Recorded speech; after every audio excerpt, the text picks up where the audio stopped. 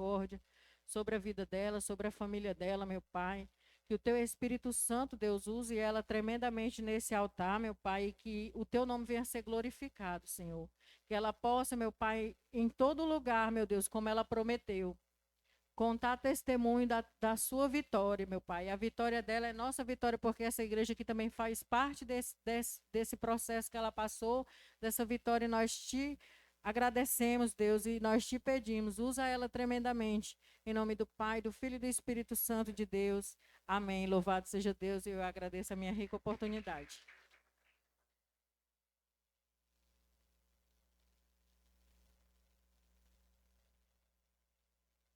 Sauda a todos com a paz do Senhor. Amém. Queria agradecer primeiramente a Deus por essa oportunidade, segundo aos irmãos pelas orações, porque a oração do justo tem muito efeito ainda, viu, irmão?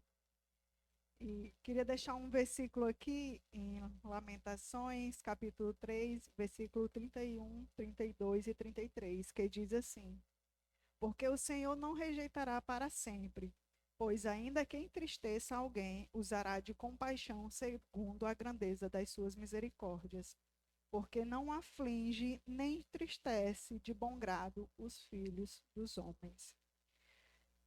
Quando Deus nos permite passar por algumas aprovações, muitas vezes para nos corrigir, e como diz a palavra dele, ele fica muito triste, mas ele permite para que nós podemos refletir no nosso caminhar, no que está acontecendo na nossa vida. No dia 13 de setembro, uma quarta-feira, por volta de 11h30 da noite, eu comecei a sentir umas dores muito fortes, que vinha dessa região aqui. Irmãos, eu nunca tinha sentido uma dor tão tremenda.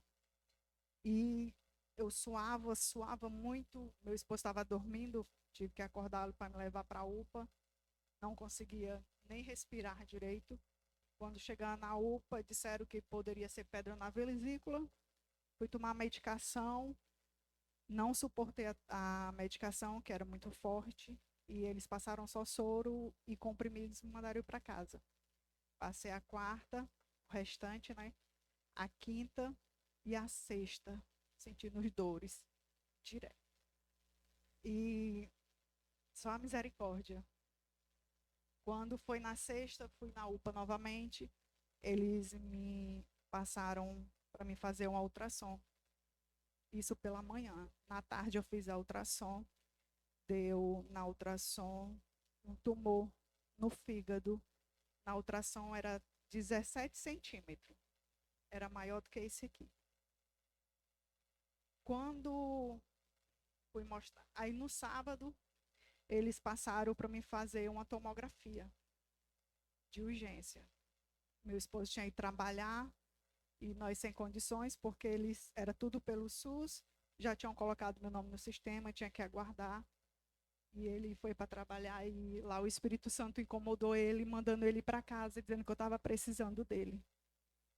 Ele pega o trabalho de 5, 7 horas, ele chegou em casa, minha filha, consegui ficar em casa não. Uma voz me dizia para mim vir embora, porque você estava precisando de mim. Tem como você ir na Messejana? Dá para a gente ir fazer essa tomografia? Eu disse assim, dá. E assim a gente foi. O resultado da tomografia, quando não é nada sério, é 3 dias úteis para sair. E se fosse alguma coisa séria, eles mandavam um SMS com a senha e você imprimia e via na mesma hora. Irmão, só deu tempo eu chegar em casa. Caiu a mensagem. Enquanto ele vai na Lan House, quando volta, eu já estou pronta para ir para a UPA. Quando chego na UPA, que mostro, eles olham a ressonância de novo, olha a tomografia, a ultrassom. E começa o movimento dentro da UPA e eu já mando uma mensagem para ele.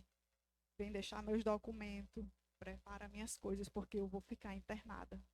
E eu sem saber de nada, não sabia o que eu tinha. Por enquanto era só um nódulo de 17 centímetros, mas eu Eu não tinha pesquisado, não queria saber de nada, achava que era uma coisa simples.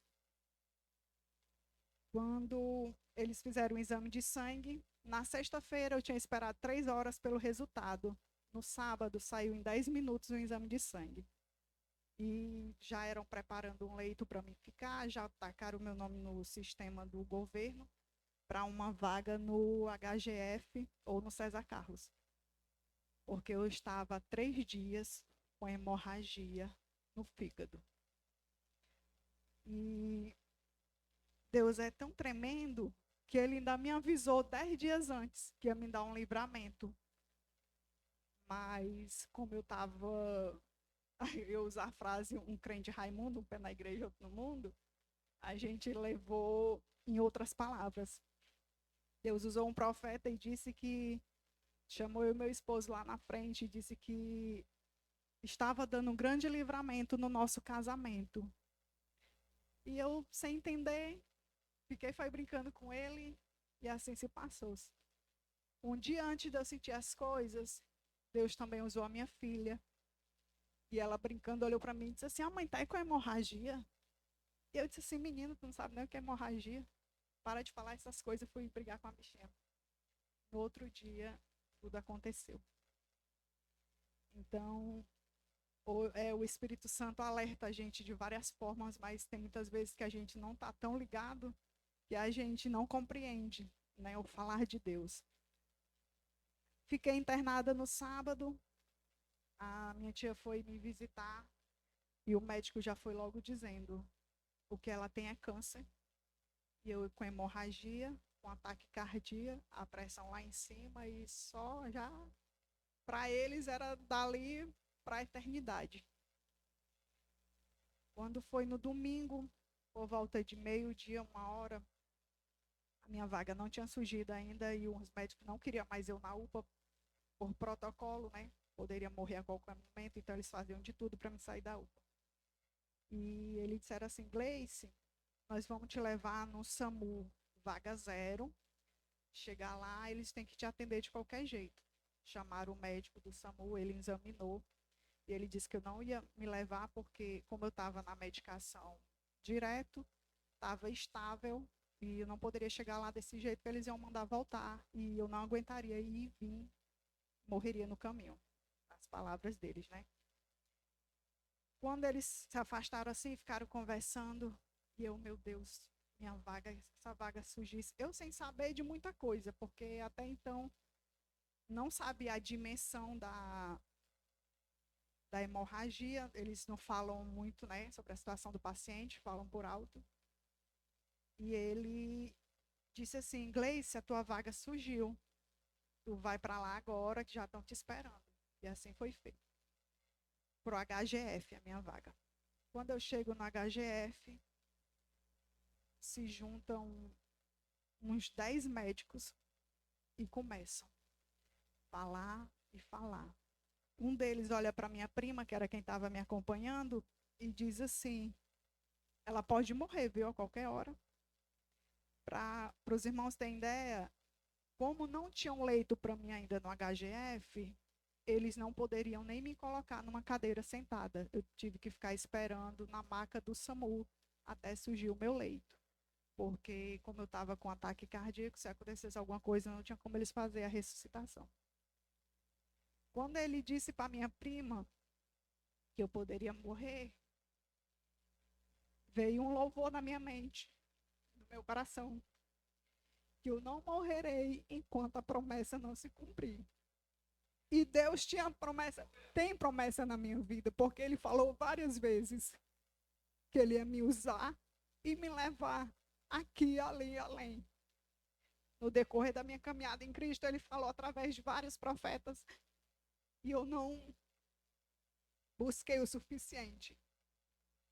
Ali eu entendi que eu precisava passar por tudo aquilo para servir a Deus verdadeiramente e para que se cumprisse a promessa dele na minha vida.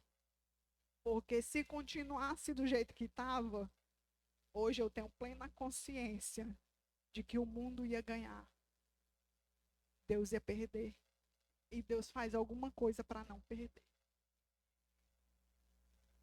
lá eu tive que fazer o primeiro procedimento, que foi quando meu esposo se desesperou e ligou para o pastor, que era de embolização, para parar a hemorragia. Caso não parasse, eu ia direto para a cirurgia e o risco era maior de morte. Então, a embolização amenizaria o risco. E assim, surgiu o meu leito, fui fazer os procedimentos, 11h30 para meia-noite, eu fui fazer a embolização, que é entrando por uma veia esquerda até o acesso do fígado, e eles soltam uns negócios lá dentro que para o sangramento. Quando eu acordei, o médico brincando disse que tinha dado tudo certo e que tudo isso, o nódulo, o tumor, era pelo uso de anticoncepcional. Fazia muitos anos que eu usava um anticoncepcional, mais de 15 anos, e juntou uma massa. Quando terminou o processo, o procedimento, eles me levaram para a UTI ainda, para recuperação, porque eu tinha que tomar bolsa de sangue, eu estava bastante anêmica. Fiquei o domingo, pela madrugada, a segunda-feira, não senti nada. Na terça-feira eu fui para a enfermaria aguardar. O médico passa, diz que o nódulo, meu não, né? Está repreendido. O nódulo que eu tinha era benigno, justamente dos anticoncepcionais, e tinha dado sangramento no fígado, mas eles tinham contido o sangramento, e que a cirurgia era de risco. Até então, para a glória de Deus, eu estava tranquila, mas a minha pressão era 15, 16, não abaixava nada. Mas eu achava que estava tranquila, né? E todo dia eles vinham e diziam a mesma coisa, que eu ainda estava com anemia e que a cirurgia era de risco e tal e tal. Na sexta-feira eles disseram: Gleice, na segunda vai ser a tua cirurgia, no domingo tu ainda vai tomar outra bolsa de sangue para resistir mais um pouquinho. E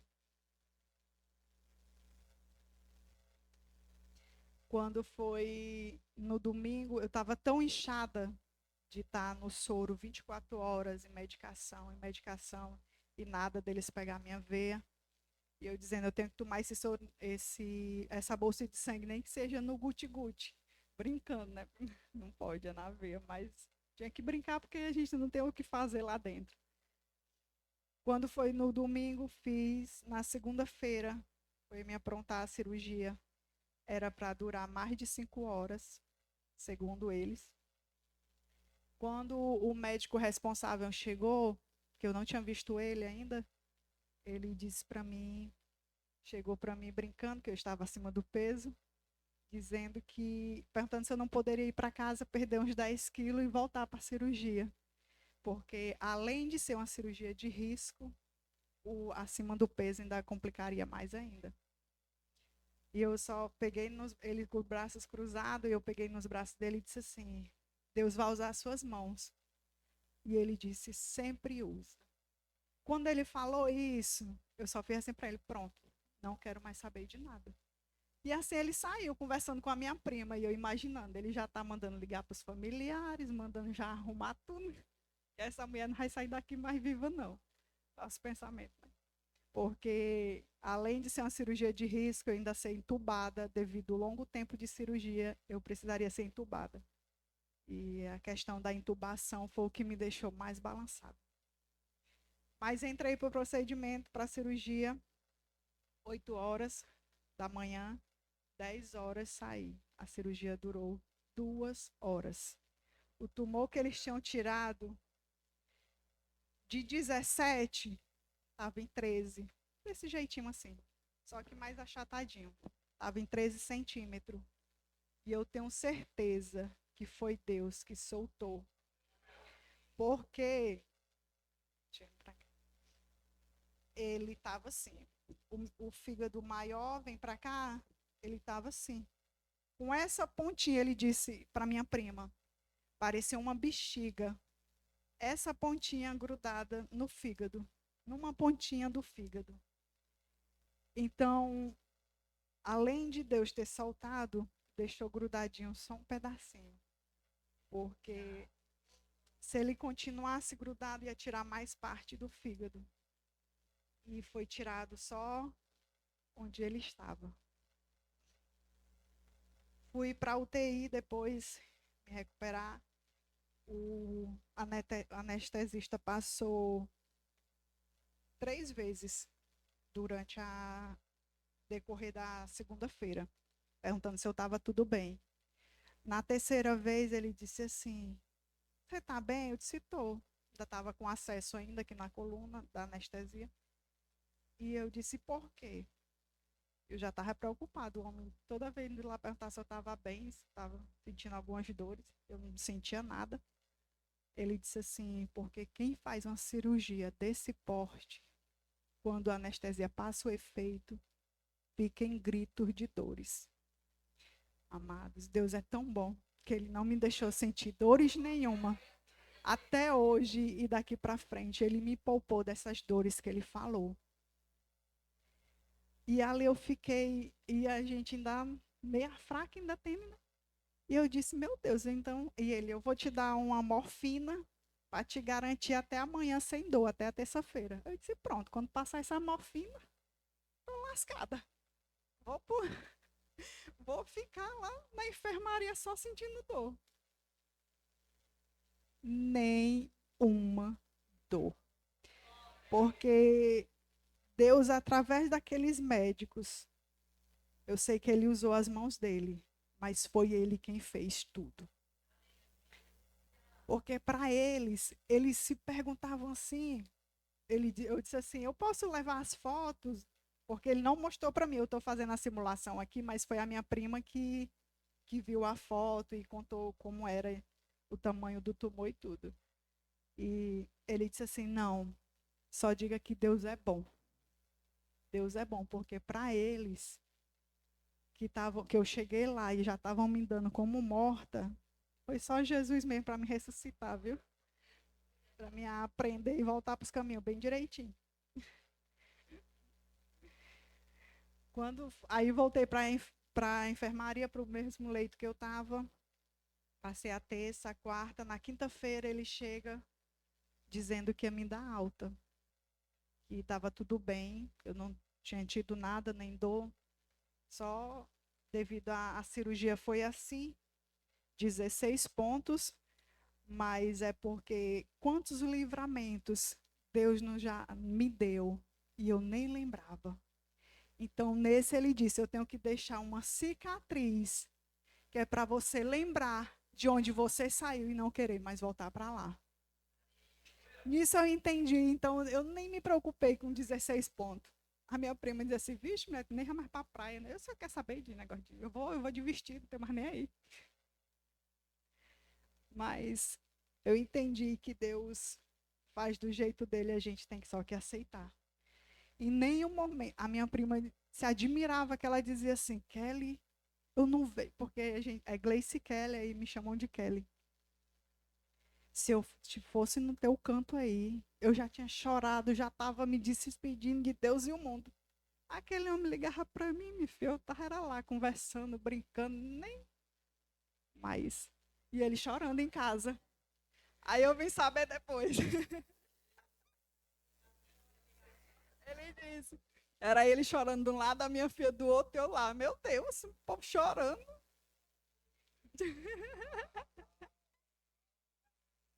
Mas é porque eu não tinha dimensão, Deus não me deixou ter a dimensão do meu problema. Porque se eu tivesse a dimensão, ia ser pior. Se a minha pressão já estava em 16, se eu tivesse a dimensão, acho que tinha papocada a pressão. E como ele andou pesquisando o médico Google, aí tá as coisas lá, né?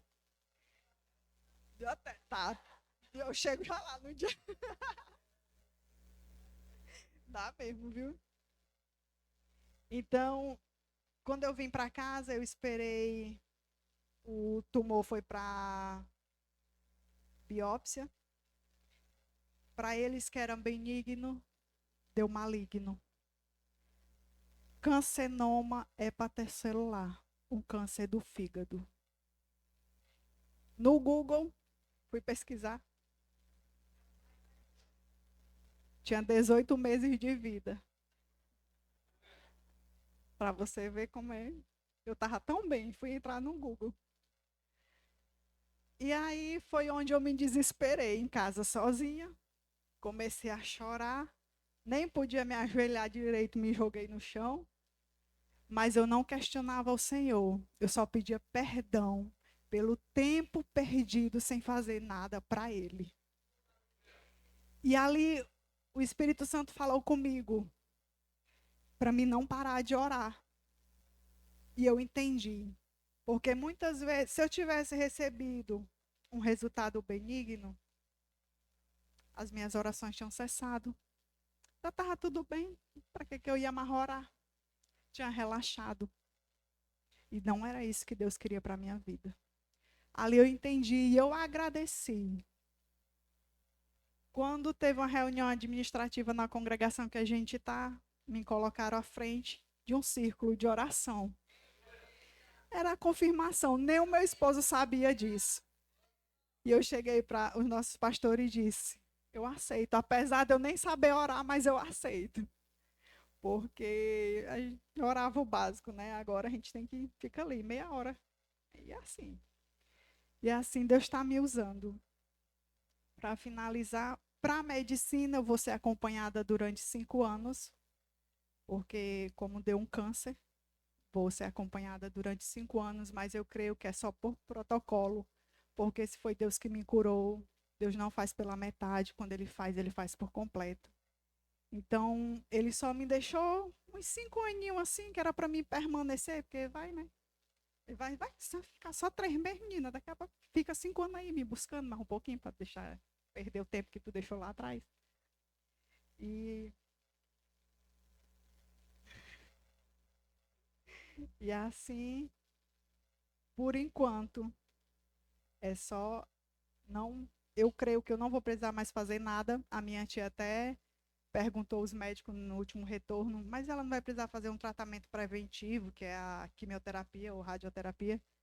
E eles disseram que por enquanto não. Porque já tinha sido tirado, não tinham o que fazer. Só que para a medicina ainda fica células cancerígenas na corrente sanguínea, para a medicina, porque para Deus, eu não fica não. Eu daí não fica não, não tem nem perigo. Então,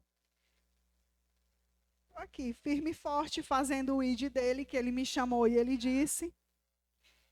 Foi só uma lapadazinha do papai, porque ele é pai, ele corrige. Quando ele vê que está indo no caminho, ele deixa. Quando ele vê que chega um ponto, ele diz, não, vem cá, vem levar uma peiazinha aqui para você se corrigir, vai ficar de castigo. Então, estou aqui, fazendo o ID dele e a promessa dele. E agradecendo as orações mais uma vez, porque foi as orações dos irmãos que fizeram tudo acontecer. E ainda acalmar o coração do meu esposo, porque o bichinho passou pela peia, viu? Passou mais do que eu, porque eu que passei pelo processo e ele foi quem sofreu mais, o bichinho.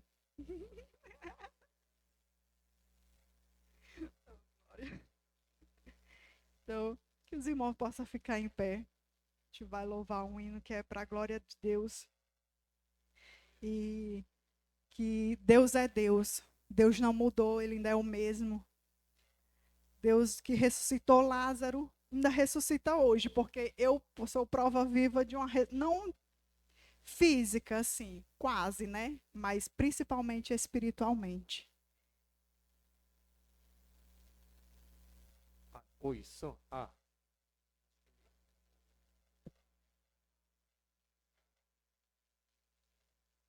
Amém? Pois é, irmão. Eu acho que muitos já conhece já, a irmã que conhece, a esposa do pastor Marcondes. Cadê o pastor Marcondes? Ô, ele lá, ô, rapaz, eu dei trabalho para esse homem, mas no bom sentido, Porque eu sofri demais. Se ela sofreu, eu sofri muito, viu? Eu acho que, é como a irmã Laura falou, Jó praticamente perdeu tudo, né? A história de Jó é uma superação muito grande nos dias de hoje. Hoje eu não sei se tem alguém capaz de fazer isso. Mas é como o diabo falou. O diabo até acusou, olha, o seu filho Jó, ele não é fiel a você, não. Ele é. Então é o seguinte, tire tudo dele, mas a vida dele não tira, não. É como muitas pessoas talvez pensavam que era o fim da minha esposa. Deus olhou para ela, não, eu não vou levar ainda. Há trabalho para você. Só acontece pela permissão de Deus. Se foi a permissão de Deus para ela passar pelo deserto e se fortalecer, e cada um vai fechar conta de si mesmo. Ela, minha esposa, mas em questão de subir para o céu é cada um. Cada um vai dar conta da sua alma. Individual. Você pode fazer o que você quiser nesse mundo, mas lá no céu não entra pecado. Você pode fazer tudo que não presta por aí. Mas a conta um dia chega, a conta chega. E você vai prestar conta com Deus. Mas nada não passa desapercebido aos olhos do nosso Deus. Enquanto maior as provações, maior são as bênçãos em nossas vidas, independente de tudo. Não perca a sua fé, por mais que as pessoas digam que você nunca vai chegar lá porque você é incapaz de chegar. Mas Deus disse: você é um tesouro para mim. Tudo posso naquele que me fortalece. 1000 cairão ao teu lado, 10.000, ainda que eu passe pelo vale da sombra da morte, como essa mulher passou, e tu não será atingido. Foi isso que ela passou. Ela confiava em Deus na sua dificuldade, no momento que ela passou, no momento de fé, estava meio balançada, mas Deus olhou para ela: olha, eu vou trabalhar na sua vida. Você vai passar pelo deserto, mas você não vai, porque tem doença que não é para a morte. A morte de Lázaro não é para a morte. Não é. As pessoas pensavam. Estava lá por 3 dias, 4 dias, fedendo. As pessoas foram até Jesus. Não. A doença que ele tem não é para a morte. É para a ressurreição, para saber que eu continuo sendo Deus na sua vida, na vida de qualquer um. O Deus do passado é o Deus de hoje. Amém? Mas infelizmente as pessoas gostam de olhar para trás, sabendo que o Deus não deixa de dar percebido. Então nunca deixe para amanhã o que você pode fazer hoje. Amém? Independente do que as pessoas falam, Deus continua te abençoando e sempre vai te abençoar, independente de tudo. Ele está sempre de braços abertos para te receber, te colher. Vinde a mim, cansado, sobrecarregado, eu vos aliviarei. Amém? Aleluia! Se possa adorar comigo essa canção abençoada, amém? Feche seus olhos. Aleluia!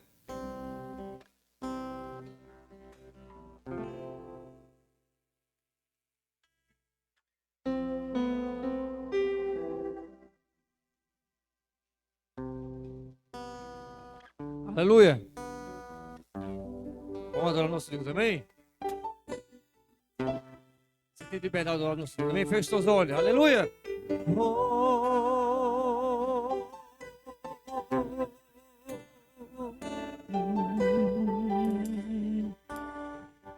Tá chorando porque se você tem um Deus e cuidar de você, e jamais te esquecer. Ele sabe de tudo o que você está passando e mandou te dizer que ele está cuidando. Aleluia! Lembrar de onde você veio, aonde você chegou. Lembrar de tudo livramento você passou. Nem era pra você estar aqui, mas Deus falou assim. Esse aí, aleluia! Aleluia! E onde colocar a mão, eu vou abençoar.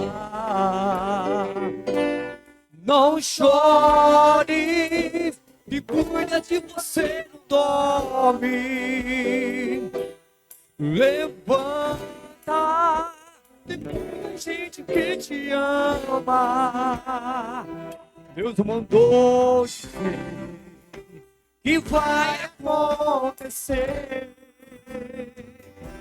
São todos e tudo vai passar.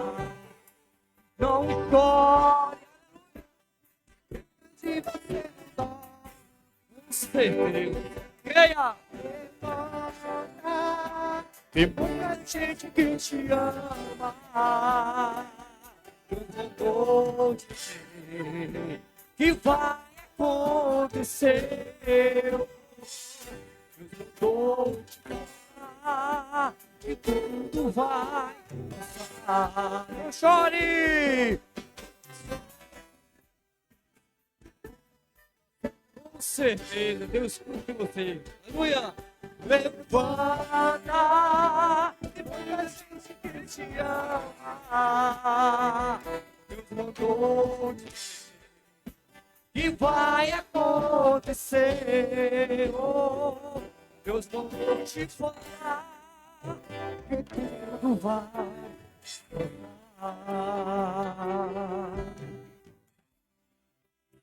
E tudo vai passar.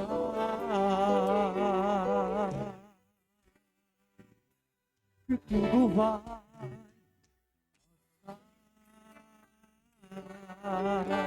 Aleluia! Deus cuida de você, meu querido. Amém? Aleluia! Sempre cuidou e sempre vai cuidar. Entendeu? Creia nisso. Amém? Aleluia!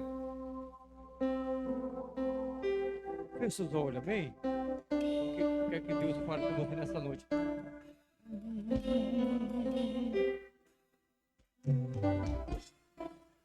Oh.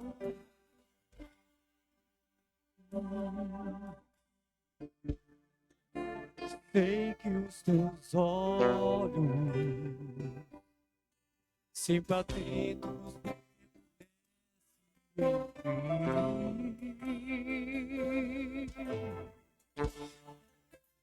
e os teus ouvidos são sensíveis para ouvir. Eu posso até chorar, mas a alegria vem de manhã.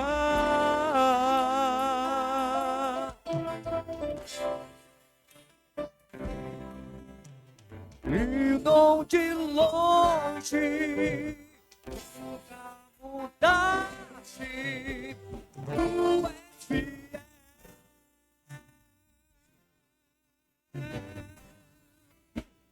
Deus de aliança e promessa, Deus que não é pra mentir. Tu pode passar, tu pode mudar, mas aleluia! Cumprir. Oh.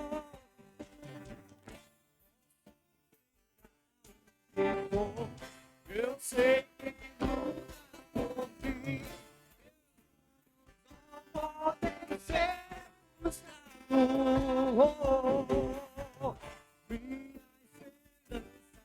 esperança está nas mãos do Deus que eu sou. Meus olhos vão ver se ver acontecer.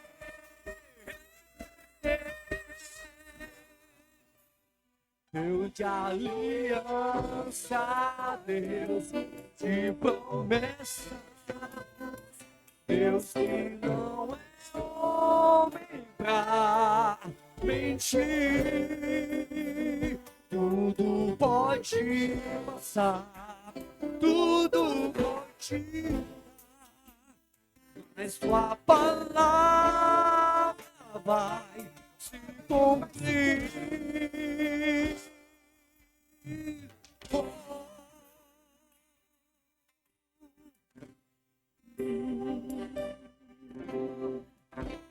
Vai se cumprir.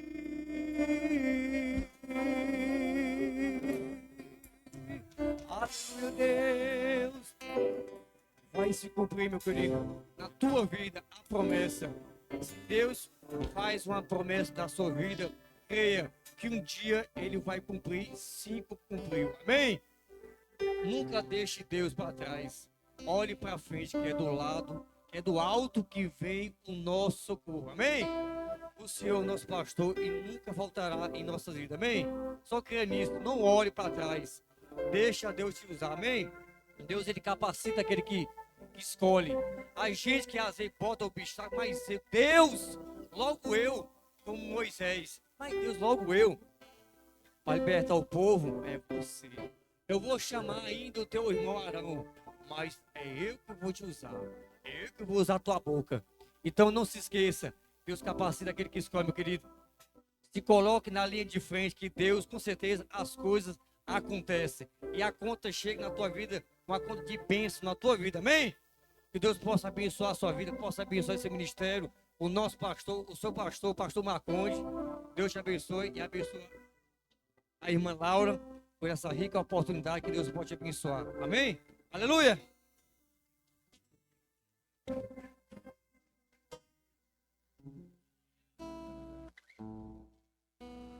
Glória a Deus. Eita Deus. Amém, irmãos? A paz do Senhor. É muito importante o testemunho, né? No caso do Magno, na esposa, né? Quando ele me ligou, eu gosto sempre quando termino o culto, ou quando eu chego em casa, eu gosto de ficar lá na minha redinha, lá no Alpendre, né? Olhando mensagem, os irmãos, e mandando mensagem para aqueles irmãos que a gente veio no culto, não viu, para saber se está tudo bem, né? E foi quando ele me ligou, em um desses momentos. Como ele falou aqui, realmente ele chorou muito, viu, irmão? Ele é um chorão por você, viu?